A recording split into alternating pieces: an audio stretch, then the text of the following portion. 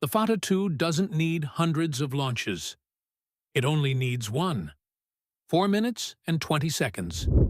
That is the total amount of time between the moment Iran fires its newest missile and the moment it arrives in central Israel.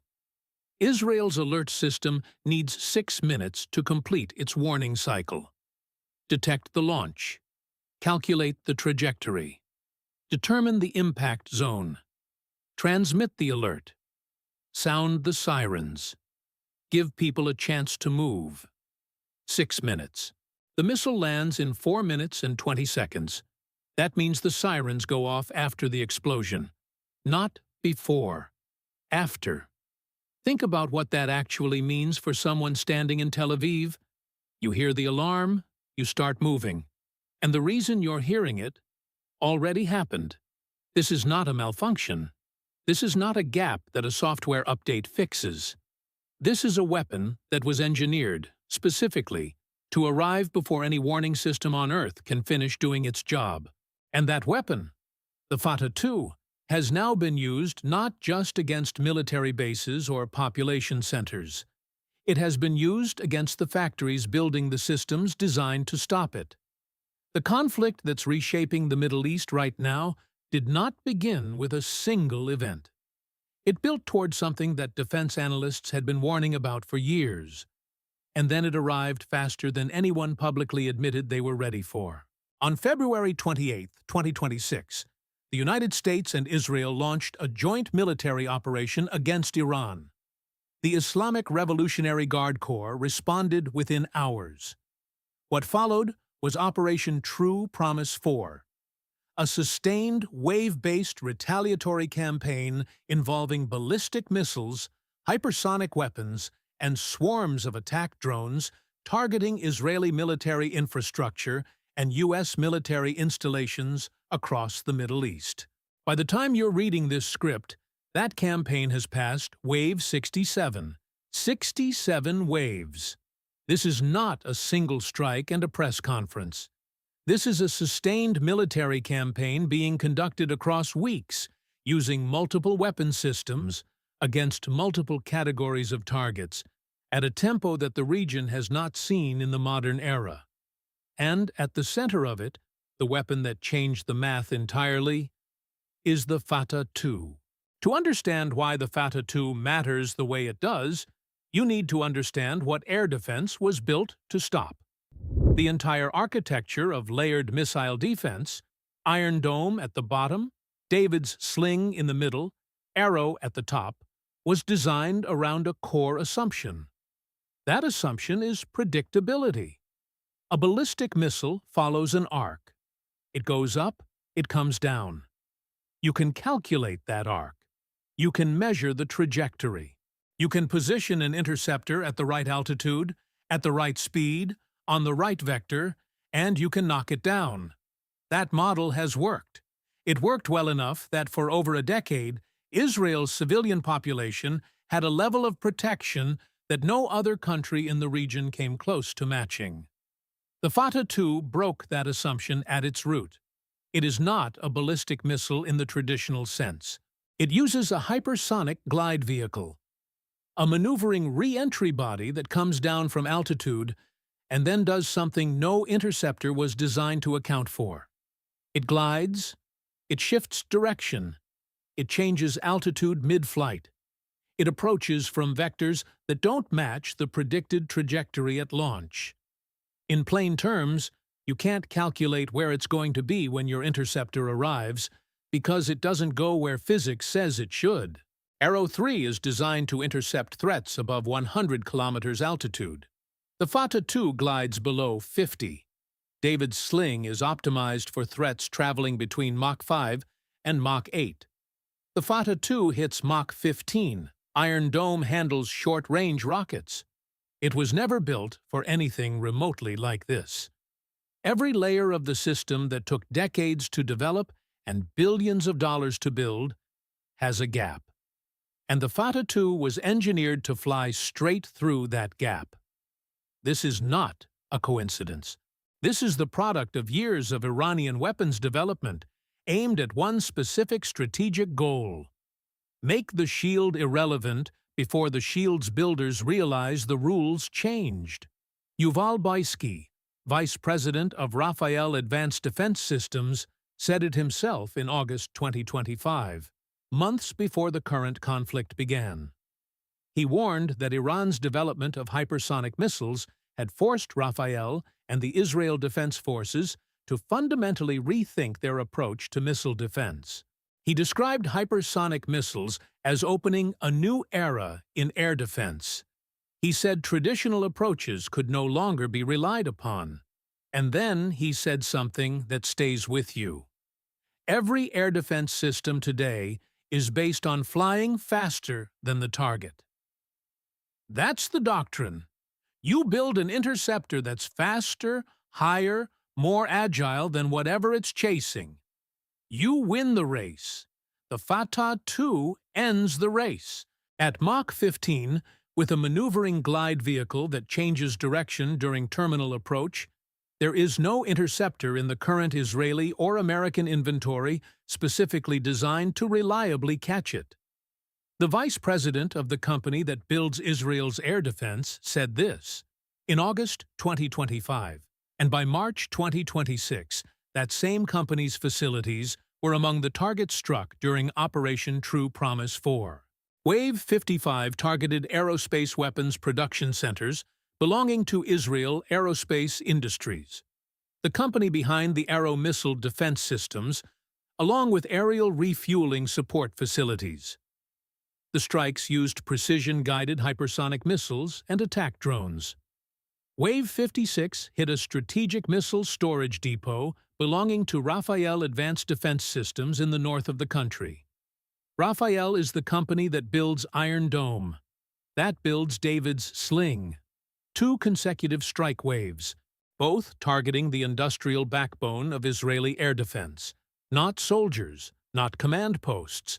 The factories and the depots, the places where the interceptors are made and stored. By Wave 66, the IRGC was deploying what it described as super-heavy, multi-warhead Qadr missiles alongside Khorramshahr, Khaybar Shekan, and Zulfikar systems. By Wave 67, strikes were being directed at satellite infrastructure, radar systems, drone command centers, and coalition operation hubs. The pattern is deliberate. This is not a campaign designed to overwhelm in a single day. It is a campaign designed to sustain pressure across weeks, to keep the defense systems working, keep the interceptors firing, keep the production facilities under threat, and let the mathematics of attrition do the work that no single strike could. Iran knows the cost structure better than the defense ministries want to admit publicly. An Arrow interceptor costs an estimated $5 million per shot. A David's Sling interceptor runs roughly $1 million. A Shahed drone, the cheap expendable kind Iran fires in swarms, costs around $50,000 to produce. Fire a drone. Israel fires an interceptor. Fire another drone. Another interceptor. Scale that across dozens of waves and hundreds of individual projectiles per wave, and the economic asymmetry becomes a strategic weapon in itself. Iran is not just trying to break through the shield. Iran is trying to drain it. And by targeting the facilities that replenish what's been drained, the IRGC is attempting to close the loop entirely.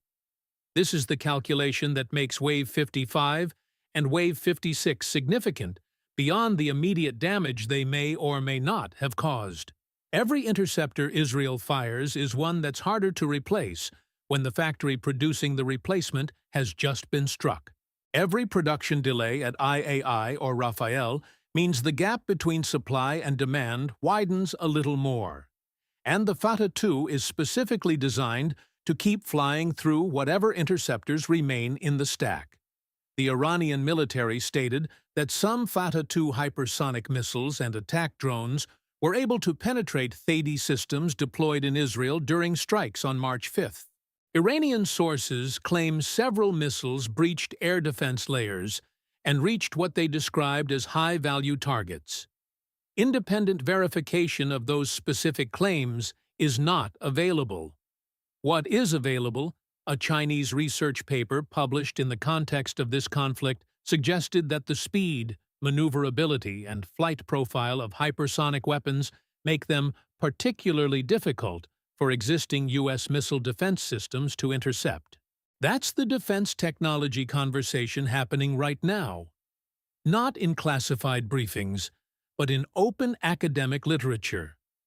There's another dimension to this story that goes beyond the missile specs and the wave counts. By hitting Rafael and IAI specifically, Iran is sending a message that the defense community understands, even if the press coverage doesn't always spell it out.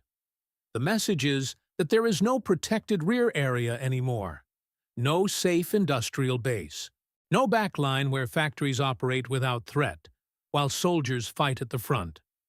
When a weapon arrives before the siren finishes, the concept of a warning, and by extension, the concept of a protected civilian and industrial rear, changes fundamentally. The assumption that production facilities are safe because they're not on the front line dies with it. Every defense ministry watching this conflict is sitting with that right now. Not just Israel, not just the United States. Every country that has built its security around layered missile defense and an industrial base assumed to be out of reach. The broader picture of Operation True Promise 4, as it has unfolded into March 2026, shows a conflict being managed on both sides with careful attention to sustainability. Iran's wave-based approach, consistent, sustained, but not a single overwhelming salvo, suggests a military leadership calibrating its inventory and its political messaging simultaneously. By Wave 67, the IRGC was still announcing operations, still describing successful strikes, still varying the weapons mix: hypersonic missiles, ballistic missiles, cruise missiles, drones, to prevent the defense from locking onto a single threat profile. Iran also intensified attacks on Gulf energy facilities during this period, following an Israeli strike on an Iranian natural gas field. Fuel prices surged. The risk of drawing Arab neighbors directly into the conflict grew. The Strait of Hormuz, already under pressure, became a flashpoint for global energy markets watching the conflict with the same anxiety as the defense analysts. On the U.S. side, Trump publicly described Iran as a serious threat, and the Pentagon moved toward requesting an additional $200 billion in supplemental defense funding, framing the request in terms of replenishing munitions used in the conflict. "It takes money to kill bad guys," the president said. Congressional approval of that request would take time that the operational tempo doesn't have in abundance. Here's what is clear right now, as of the current moment. The Fatah II is operational. It has been used in combat. It has been used against specific industrial and military targets inside Israel. And the technical envelope it operates in, Mach 15, below 50 kilometers altitude, maneuvering glide vehicle, sub-5-minute flight time from Iran to central Israel, falls outside the reliable interception capability of every currently deployed system in the Israeli and American inventory. That's not Iranian propaganda. That's the architecture of the systems themselves, described by the people who built them. The wave-based campaign has now passed 67 iterations. The targets have ranged from military bases and command centers to energy infrastructure, airport facilities, radar arrays, and the factories that produce the interceptors. And every defense ministry on the planet is watching the same evidence you just went through. Not the headlines. The actual technical reality of what happens when a weapon arrives before the warning system can finish its cycle. The old model assumed you could build a shield strong enough to stop anything. The new model has a missile that doesn't care about the shield. What comes next in this conflict will depend heavily on whether the damage to IAI and Rafael is as serious as the targeting suggests, or whether those facilities can maintain production under the threat of follow-on strikes. It will depend on whether the U.S. resupply chain can move fast enough to keep pace with a campaign this sustained. And it will depend on whether the Fatah II was a one-act demonstration, FAO, or the opening argument of a much longer case. Drop a comment below. Tell us what part of this story you think the mainstream coverage is getting wrong. The technology, the strategy, the economic math, or what this means for American defense planning 2 years from now. We are tracking every wave of Operation True Promise 4, every development, every shift in the technical picture.